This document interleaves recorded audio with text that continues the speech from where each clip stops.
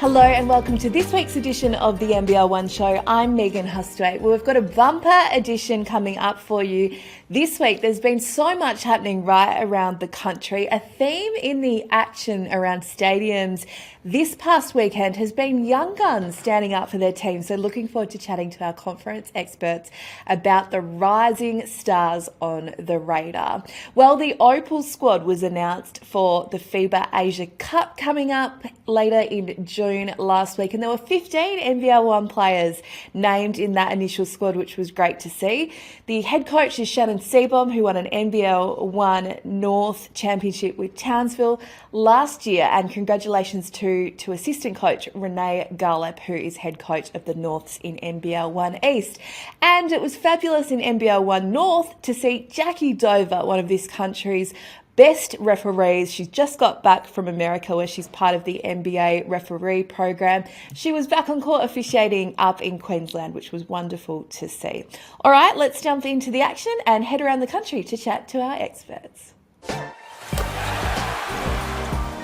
Let's head up to the Sunshine State and chat with John Guana about all things NBL1 North. Welcome, John. Looking forward to our chat as usual. I'm always looking forward to it, Megan. My favourite time of the week. Me too. Now, it was a big week for Michaela Roof. She re-signed with the reigning WNBL champs, the Townsville Fire. And then she did some big things on the court. Yeah, let's raise the roof for Michaela, because she has certainly raised the level of play with the Logan Thunder since coming back. 28 points, 25 rebounds in the big win over Ipswich on the weekend. She's averaging 22.5 points and over 21 rebounds a game since coming back earlier in May. The 5 games across 22 and 21, not a bad clip. She has had 3 20-20 games.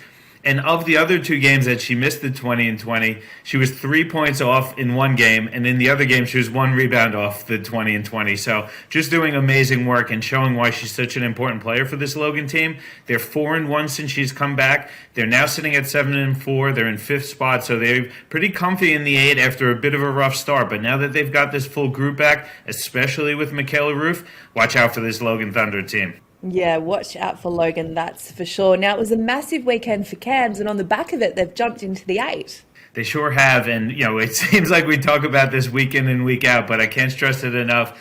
Going into Mackay and Rockhampton is always a bit of a challenge for anyone.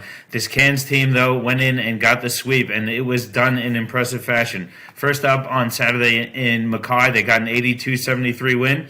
Jennifer Coleman had a big 20 points off the bench to lead the way for Cairns. Tiana Bond had 17 points and 5 rebounds, and Leisha Williams had a double-double of 19 points and 11 rebounds. Arguably, though, the most impressive win was the one on Sunday against Rockhampton in Rockhampton. Rocky is one of the top teams in the competition at the moment, and playing at home, you would think that they'd probably be able to pick up the win against Cairns, but this young Cairns group had a huge win, and it came up right to the very end. Taylor Mole had a huge game, 36 points, 6 rebounds. She was 8 of 12 from the three-point line, but Tiana Bond, their young 16-year-old star, had a game winner with a few seconds to go in the game, and then Mole sealed it with the free throws. A huge win, and gotta say, Cairns did it without a great performance from Shanice Swain in Mackay, and then Shanice didn't even play in Rockhampton, so really confidence-boosting win for this Cairns group, now sitting in the 8th spot.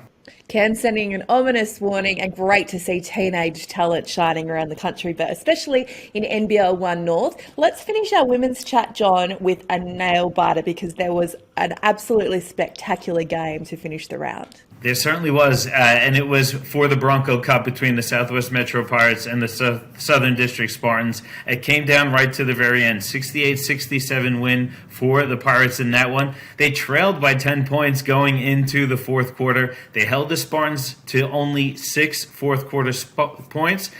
Spartans, though, did have an opportunity to win the game. Jess McDowell-White went to the free throw line for a couple of free throws. Unfortunately for Jess, she missed both of them. Southwest came down. They got an opportunity through Lulu Twidell. Lulu missed the first attempt, was actually blocked, but got the block shot and went back up again. She was fouled. She went to the free throw lines. cool, calm, and collected. Hit 2 free throws for that one, and that was it. Spartans couldn't get a decent shot off to pull out the win, and the Pirates come away at home with a huge win over Spartans.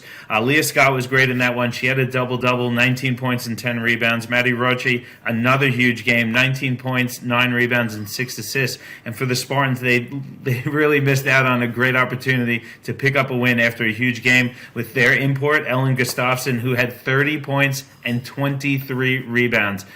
Really disappointing for Spartans to waste that effort from Gustafsson, but man, what a game and what a finish to that one. Yeah, some unbelievable highlights in that one as we move across to the men's action now. And the Thunder sent a very big warning. Tell us what it was all about. Logan had a huge win on the weekend on the men's side of things. Already sitting in first place, but they had to go out to Ipswich and take on a really, really strong Ipswich Force team. But Logan went in there and they sent a message in a big, big way, picking up a 104-80 win in that game. They had 6 players in double figures. All 5 starters hit double digits, led by Sean Bruce, 24 points, 4 rebounds, and 8 assists.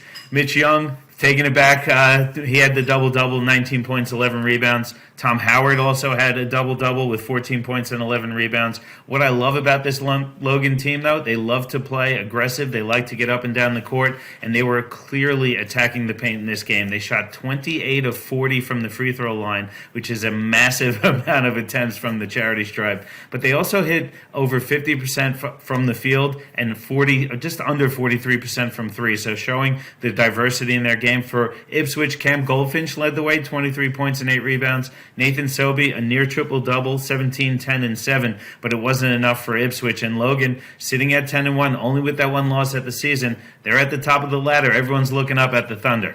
It had been a challenging couple of weeks for Mackay, but they're back in town. They certainly are. You know, we talked about Mackay a few weeks back being undefeated. They then went on a really long losing streak, dropping 4 in a row, but they're definitely back on track. Back at home on the weekend, a big 107-76 win over Cairns. That's now their second win in a row after picking up a win over Darwin the week before. And who leads the way but Isaac White? 33 points, 6 rebounds, and 11 assists. Mackay's always tough at home. They love playing in front of that great crowd that they always get. And, you know, when you take a few losses to go back home, be comfortable getting to your regular routine, it certainly helps. And Mackay's done that. Tyler Williams also had a great game, 23 points and 4 rebounds. And Mackay's got a really, really tough matchup because they're still at home, but Logan is coming in after picking up that big win against Ipswich. So a couple teams with a few streaks going. It's going to be interesting to see coming up this weekend. And we spoke about Tiana Bond in the women's action and a young gun stepping up. And there was one that did it in the men's competition at the weekend too. Yeah, we talked about one 16-year-old. We're going to talk about another. Young Roman Siolipa has had his best game of the season so far for the Southwest Metro Pirates. They had a big win against Spartans as well, 106-83 for that Bronco Cup. Roman in the game, 16 points, 8 rebounds, and 3 assists. And the thing that I love about Roman, I've seen him play a few times now with this Pirates group, he is getting more and more responsibility week in and week out, and he's responding to that. The Pirates have played without Lamar Patterson for the past couple of weeks. Roman has been one of the beneficiaries of the available minutes, and he's really grabbed it by the horns and run with it. He's an aggressive player. He's super versatile. And his energy, I mean, it's not just because he's a 16-year-old, but he is so athletic and so strong, and just the passion that he plays brings the energy levels up across the board, and he's having a real impact. I thought he would have an impact. There was a lot of people questioning whether he would be able to do it at the NBL1 North level, but for me, he certainly has established himself as an impact player, and he's made a difference for this Pirates group. Great game from him. Also want to give a shout out to Brendan Tees, 26 points, 2 rebounds, 6 assists in the win. Kai Woodfall, 17 points, 7 rebounds, and 5 assists. But for me, the best game so far we've seen from Roman Siolipa this NBL1 North season, and I'm expecting even more because I think, like I said, he's getting better and better every week. Brilliant to see veterans and teenagers making their mark at the weekend. Great to chat to you as always, John, and we look forward to doing it again next week. Thanks, Megan. Can't wait. Time to talk all things MBL1 East with Jacinta Garvin. Welcome, Jacinta. Another big round for you guys. Let's start with some MVP talk because a teenager is making some big waves. Yeah, Alex Tui, I think you need to enter the conversation for MVP candidate because this week he had a couple of really big games back to back. The first against the Central Coast Crusaders and the second against Sydney Comets. And over those two games, he averaged 23.5 points, shooting at 64.5%. One game he grabbed 10 boards and the other game he dished 10 assists.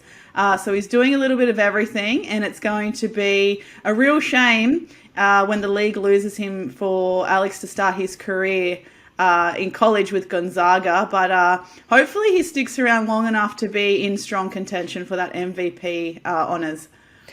Teenage talent seems to be a really big theme on the show this week, so it's great to see young guns shining right around the country. And just on the comments before we move on, they had a big signing last week I saw on Instagram. Oh my gosh, I don't think it could get any bigger in NBL1 East with these signings because this signing alone for Comets is massive for East. And then in the last week, there were so many signings it was so hard to keep up with. But yes, Sydney Comets men's team have signed Wani Swaka-Labullock. And honestly, Megan, I fell off my chair when I saw this. I was so gooped, gagged, shocked. Because what a huge boost. This guy is still young, still developing in his career, but he's already a 3-time NBL champion. And now we just get to rock up to our local stadium and get to see him in action. Like, we are very lucky. But I think he debuted with about 33 points against the Albury-Wodonga Bandits the first time as a Comet. So, yeah, welcome, Wani. We love to have you. Welcome, Wani. We'll be on Wani Watch, that's for sure, over the next little while. And let's finish our men's chat with a look at the Newcastle Falcons because they are making a charge up the ladder. Yeah, a charge is a great way to describe it, actually, because not too long ago, the Newcastle Falcons men were sitting around 8th, 9th place. And now with this 4-game winning streak and a recent win over a very competitive North Bears side, they have cemented their place as 5th on the ladder. And this was a really big win, especially now that it's, like I said, 4 games in a row on the winning streak for Newcastle.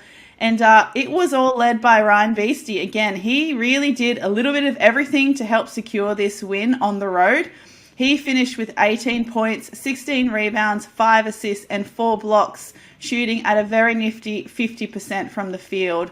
So the only way is up at the moment for the Newcastle men's side. And I'm going to have that song stuck in my head for the rest of the day. So thank you, Jacinta. Let's move on to the women's action now because the Illawarra Hawks had a must win and that's exactly what they did. Yes, and great timing because it ended up being the KO Freebies game of the week where Illawarra hosted the Inner West Bulls and Ella Dent really led the way, helping the Hawks get, like you said, a must win against Inner West Bulls at 87-68. But Ella ended the game with 27 points, 5 rebounds, 6 assists, and 4 steals. And she also shot at 50% from the field. So while the Hawks and the Bulls actually have the same win-loss record, this actually puts the Hawks ahead of the Bulls on the ladder based on for and against points percentage. Speaking of important wins, it was one for the Spiders at the weekend because it was their first victory of 2023. Oh, yes, a tremendous weekend for the Spiders women's team. As like you said, they clinched their first win against the Hills Hornets. And it all came down to Christina Moore. She was outstanding for the Spiders with 33 points and 11 rebounds, also shooting a high clip of 62% from the field. But if you manage to go on social media and find some of the great photos from that game, you can see how well the Hornsby team was celebrating. And I think it really shows true testament for them to be their first year in NBL1 East, very emerging team, lots of roster and coaching changes. So all of their hard work and persistence have paid off. I echo that great reaction and emotion, images and video on the back of that result, and a shout out to all of our content creators around the league. They do such an amazing job of capturing this wonderful competition. Let's finish with the North Bears because they've cemented third place on the table. Yeah, and third place on the table for the Women's League is tight. So they got a really, really good win against the Newcastle Falcons at home. They did a really good job of limiting the Newcastle's key players in this game, and perhaps proving why this North Bears team is one of the best offensive and defensive ratings teams in the league. So, as I said, cemented third place, but they're also in third place with the Falcons and also the Sydney Comets. But because North, again, it comes down to percentages for and against points. It all goes in the North Bears' favour. They've got the edge, so they're at third with the Falcons and the Comets following them. So really tight race. Yeah, it's becoming a logjam for spots on that women's ladder, that's for sure. We can't wait to see how that moves around at the weekend and to unpack it with you again next week. Thanks, Jacinta. Thank you. Sounds good. Well, it's been a few weeks, but we head back to South Australia now to talk all things NBL1 Central with Tristan Prentice. Welcome back, Tristan, and we've got plenty to chat about this week.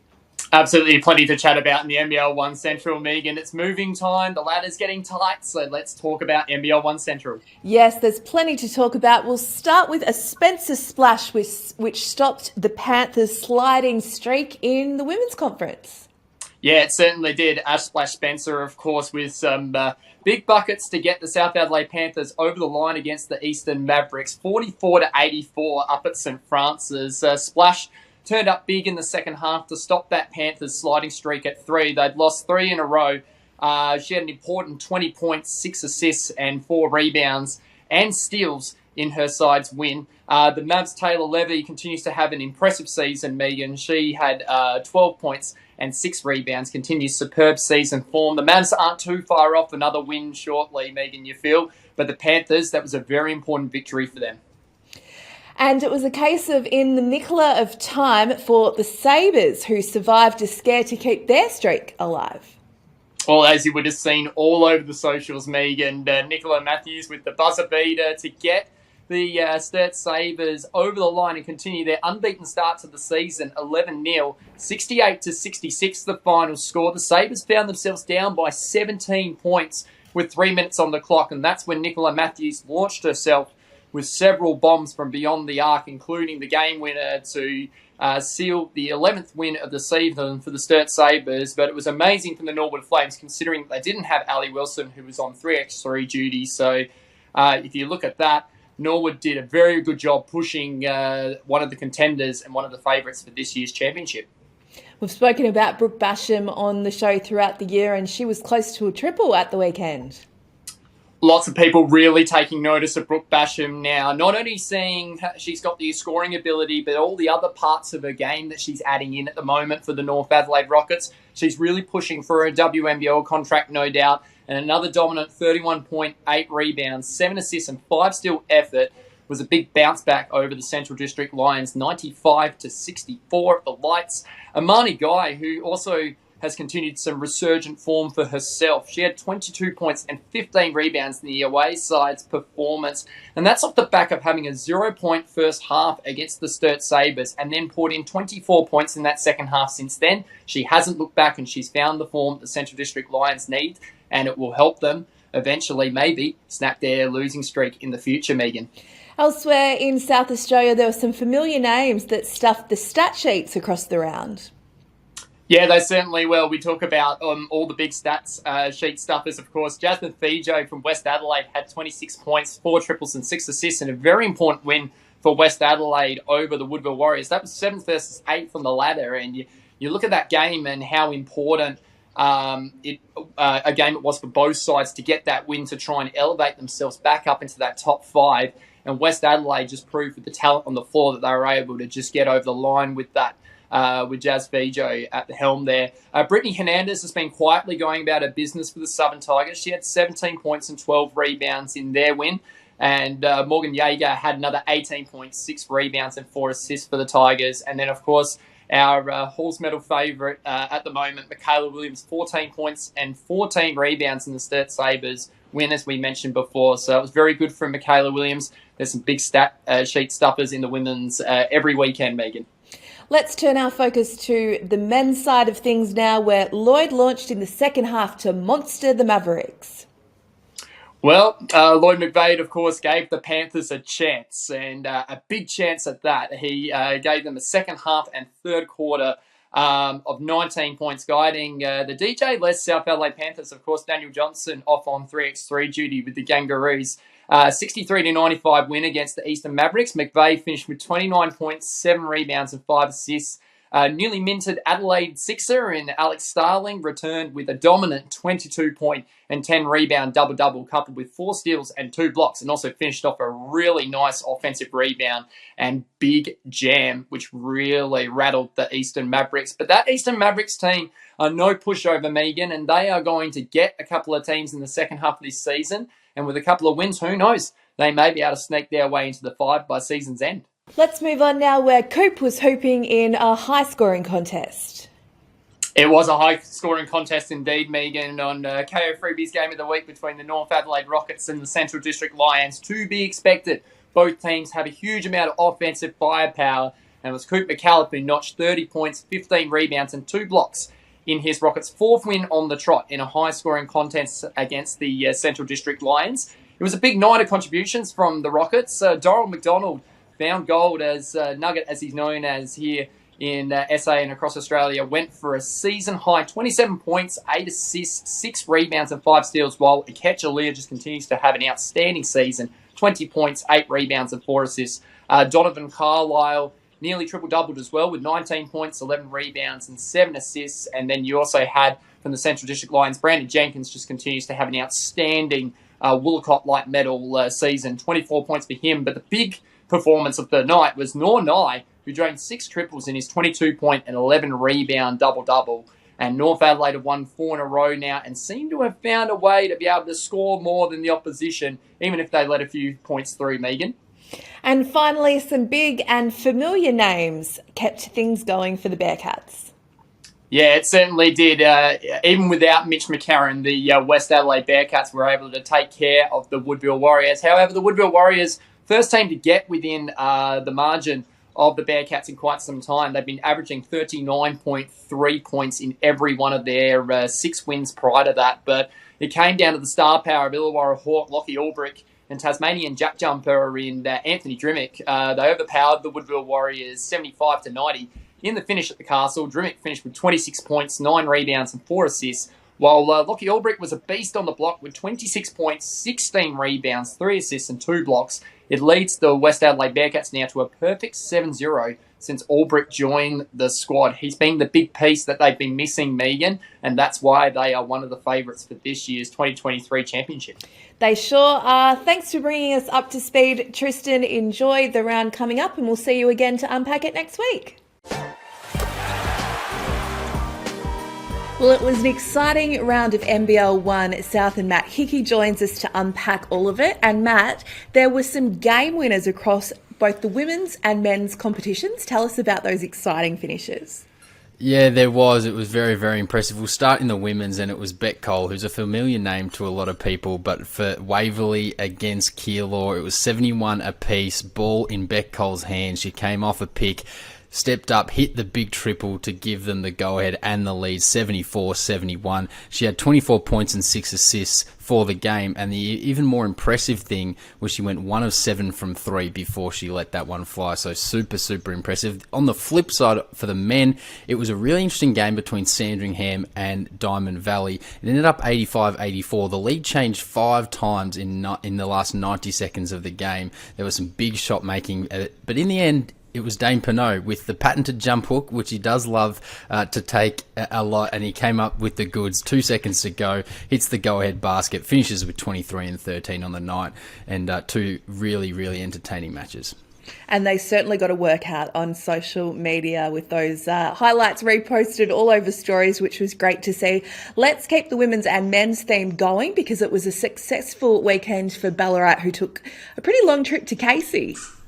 Yeah, it certainly was. I mean, you got to give credit to these teams that come in and out, and it was just the one game for Ballarat on the weekend. So they come into town for the Saturday game, and sometimes you get the doubleheader. But these teams that have to travel in and out, you've just got to applaud them, because there's a lot of clubs who are in the Melbourne area who don't have to do as much of that travelling. You know, Ringwood might have to travel to Kilsyth. It's 20 minutes down the road. It's not a big deal. But shout out to Ballarat. And yeah, both teams, men and women, had really good W's in Casey, and strong Casey teams as well, especially that women's team. We know it has the likes of Lou Brown and Chloe Bibby, so certainly an entertaining and really solid performance from both Ballarat sides. Yeah, and great to see the women get their second win of the season, led by Abby Warung. She's one of the WNBL's best defenders, but 35 points, so making a point on offense, which was great to see. Someone else who did that was for another regional team, and it was Amy Atwell. Yeah, I mean, I feel like we're talking about Bendigo every week. They are undefeated, so it's probably fair enough. But Amy Atwell had a massive weekend.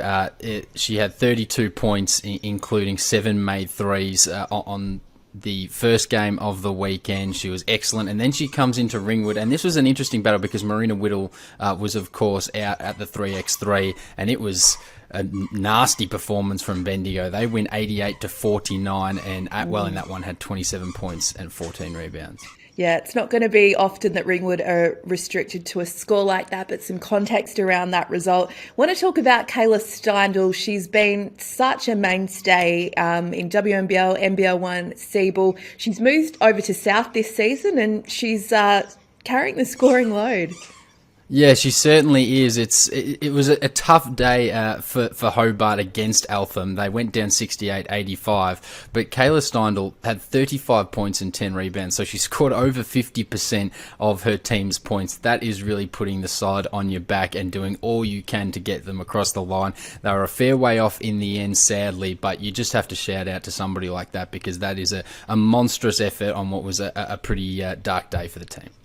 And there was another monster effort on the men's side of things, because one star had a massive weekend. Yeah, Bijan Johnson was very, very impressive for Bendigo. So the first game against Geelong, it was a 109-97 win for Bendigo. He had 38 points, 7 assists, 7 of 10 from downtown, so 70% on 10 shots from the land of plenty. And then, look, he followed it up with a lazy 23 points in a win against Ringwood on Sunday. But overall, a very impressive weekend from Bijan Johnson.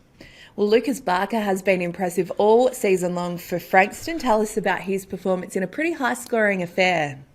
Yeah, I sang his praises a few weeks ago as a potential MVP candidate, and he did his chances no harm against Keilor on Saturday. Really entertaining game. Frankston win 106-103 over the Thunder. Both teams over 100 is always a fun one to watch for the fans. But Lucas Barker, 26 points, 16 rebounds, 6 assists. And to those who haven't seen him play, Lucas Barker, he's not that tall of a player. He's normally the shortest player out there on the floor, so 16 rebounds is very, very impressive for a guy of that stature. Throwing 26 points and 6 assists, and it's another excellent game from Lucas Barker. He's having a hell of a season. Plenty of great games coming up next round. Matt, give us a bit of a heads up on two that you're looking forward to. Yeah, I mean, I feel like the first one in the women's division is a bit of a layup. I feel like most people could pick this one out. Bendigo versus Waverley, 1 versus 2, 12-0 Braves against the 11-1 Falcons. We know the stars that are lining up on both sides. We've mentioned them throughout this show already, so that's going to be an absolute thriller on Saturday night. That's box office stuff. And then for the men, it's an interesting one. Mid-table, Geelong v Knox. Knox are 9-4, Geelong 6-5. So the Raiders, just on form, probably go in favourites, but it's at Geelong, so I think that might level the playing field just a little bit, and I think it's going to be a really interesting watch. Looking forward to the weekend's action and looking forward to wrapping it up with you next week. Thanks for joining us, and we'll see you again next week. Always a pleasure and never a chore. Time to talk all things NBL1 West now with Greg Heyer. And Greg, we had an Opal, a medal-winning Opal, sign and make her debut for a new team at the weekend. Yeah, we've been spoilt. Lauren Scherf has recently signed, Sammy Wickham started the year, and then Darcy Garvin. And a really cool story. She grew up in Kambalda, which is a little town outside of Kalgoorlie, about 5 or 6 hours away from Perth, and She's always spoken about wanting to play for a hometown club, and unfortunately, this is a new team, new in its existence, and they've been struggling with injuries and setbacks. But what an absolute pleasure for her to come in and get a huge win on the weekend. Perry Lakes have been steamrolling for the last few weeks. They were 8-3 and unfortunately got their fourth loss because Darcy Garvin went whack, whack, whack. She was sensational. 34 points, 14 boards, 6 assists. Now, one thing we know about Darcy, she'll make shots, but she'll take plenty of shots. She won't die wandering. She put up 30 shots, so I'm sure she's got tendonitis from putting that up. But she was great. They beat a team that's stacked. They've got Emma Clark, Mia Sadie, Nikki Gilday, and hopefully, if Darcy plays a few games, obviously we know she'll be in the Asia Cup equation. They can gather a little bit of momentum. That's a hostile environment, and hopefully they can make the playoffs, which would be an absolutely incredible story for Darcy Garvin. It would be a good weekend for the Giants. Now, Coburn are legit, Greg. I've got 3 words for you. Tell us why they are. Oh, they are. I mean, now they're undefeated and they've gone against Joondalup Wolves on their home court and Transton. They won 84-74. Sarah Mortensen, once again, was incredible. 30 points, 11 boards. But I think that's a pretty emphatic win when you beat one of the championship contenders, the grand finalist, on their home court. Sorry, not grand finalist, but a stacked team. It was a pretty big round in terms of for the Joondalup Wolves. They lost the club legend and renamed the court after him, so emotions would have been high. They've already beaten him on their own home court. Kerwin did, and I think the big reason, Robbie Ryan, they limited her. She has been, really good to start the year. She's an MVP candidate, or certainly all, NBL first team. But they had her to 9 points. Look, Coburn now play Darcy Garvin and the Goldfield Giants this week. So another really good matchup and a really good test. But certainly, if you talk about that, they are legit. And one player to watch, Steph Gorman from Wodonga, Victoria, San Diego alum. She's just quietly going about her business, and I reckon she's definitely a WNBL caliber player. And Greg, a bit of a storyline going across both the women's and men's conferences because the defending champs are stumbling. Yeah, 3 in a row the Warwick Senators have now lost. They've been unsettled, roster in and out. Stacey Barr missed a handful of games to start the season. We know she is the MVP of the league last year. Nat Burden, former Australian Opal, missed this week's game. But yeah, I mean, obviously sitting 4 and 5, they would have, liked to be on that top half of the table. And I think, there's certainly going to be some question marks around their status right now. Losing by 31 against Willerton, who definitely are a potent lineup. But I think the current structure of the league and where you're looking at sitting at that halfway mark, some worrying signs for a team that not only NBR1 West champions but national championships. So hopefully a little bit of consistency and to get that roster solidified in the next few weeks. And it's a similar theme for the Flames in the men's action. Yeah, I think you might put this down as one of the biggest upsets of the season. This week, Eastern Suns travelled up to Rockingham and won 107-100. And now the Rockingham Flames have lost 3 games in a row. We were speaking about could they stay undefeated all season. They hadn't lost back-to-back games in, it seemed like 1,000 days. And now they've lost 3 in a row. And, telltale signs. Joe Cook-Green, I've spoken about him and spoken about him being a potential, outsider to win the MVP. He was incredible. 32 points, 7 assists, and Albert Amanza was a complimentary piece. He was his Batman's Robin, right? Like, he was the perfect sidekick, and to get up there to win on their home court after they've been battling. Look, this week it looks good for the Rockingham Flames. They play Mandurah and Rockingham, who have got a combined, 2 games between both clubs. So hopefully deal a little bit of momentum. But what that shows, though, is this league is unpredictable. There's a lot of parity amongst teams. And I know that gives Aaron Jahair's Eastern Suns lineup a world of confidence. That was Brendan Donato's 200th game. And to win against the defending champions on their home court, that would have been pleasing for him. And there was no one, I don't think, in NBL1 across the country that had a bigger weekend than Darnell Hoskins. Yeah, he's been good. Look, they had a tough game, and they relied on him to try and pull him out. He's been flying under the radar, I would say. You've got Gorjak Gak, who's been playing all very well throughout the year. And then you've got Mark Worthington that's sort of taken the storylines. But he's been shooting incredibly well. They brought him for that. And Willerton continued to win. That's what they needed. Last year they had a real, I guess, gap in that point guard position. And whilst I'm sure there would be some games that he'd like to improve the 3-point percentage, to have a guy that is capable of breaking the game open or winning a game as Darnell Hoskins Jr. does is definitely something that Adam Nida was striving for when he recruited him in the off-season, and positive signs for them moving ahead. You mentioned some of the big upset results and how the ladder's looking in it. Bodes pretty well for some juicy matchups this round. Yeah, it's incredible. I spoke about that parity around the league, Meg. We've got 5 teams sitting on 3 losses, and Eastern Suns and the Joondalup Wolves on 4 losses. And this week, we've got Perry Lakes versus Joondalup. You've got the Eastern Suns versus Willerton, and then a traditional rivals in Goldfields versus Geraldton. And then you've got Redbacks versus the Warwick Senators. That's 4 games that are sort of game of the week, all in one weekend. And we're starting to see a little bit of separation, but more so a little bit of tussling on that top half. Where are those teams sitting? We understand how important it is to finish top 2 in this league. It seemed for a while there Rockingham were running away with the league, and now they've been brought back. Perry Lakes lost to Goldfields up in their home court on the weekend. So, it's amazing. It's what you want. You don't want just a team to go away and run away with it. So this weekend, I know what I'm going to be doing, getting the popcorn ready and watching some great NBL1 West basketball.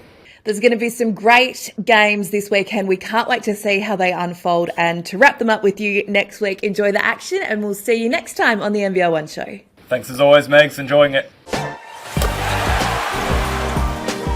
Thanks for joining us on another massive edition of the NBL1 show. We're just past the halfway mark right around the country, so the ladders are tightening up and big games are plenty. We look forward to wrapping them up next week. Enjoy the round of action coming up, and don't forget to stay tuned to the app and socials for all of the action and highlights. See you next week.